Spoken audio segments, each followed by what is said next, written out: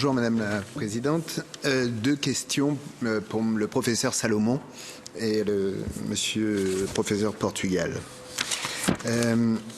La situation sanitaire des régions ultrapériphériques et singulièrement dans les Antilles-Guyane est particulièrement préoccupante. Nos territoires sont très densément peuplés et les zones habitables particulièrement exiguës. Cela explique la fulgurance des contaminations et les nombreux clusters qui s'y développent. Actuellement, le taux d'incidence est reparti à la hausse, avec un taux de positivité de 20,5% en Guadeloupe la semaine dernière selon l'ARS, l'Agence régionale de santé.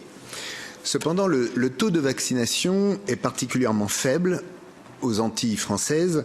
Moins de 30% de nos compatriotes ont un schéma vaccinal complet. Cette défiance à l'égard de la vaccination, qui se retrouve un petit peu partout en Europe, est d'autant plus exacerbée dans nos territoires.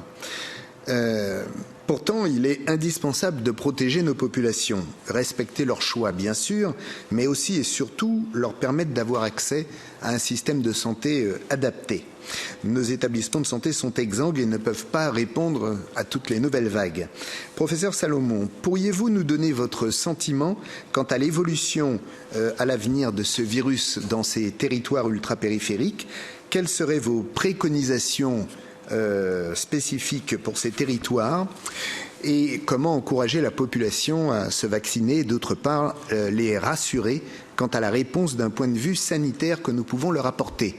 Et les dernières questions pour le docteur Portugal. Constatez-vous également une hésitation vaccinale importante à Madère et aux Açores face à cette vaccination et quelles politiques publiques spécifiques ont-elles été mises en place sur ces territoires? Je vous remercie.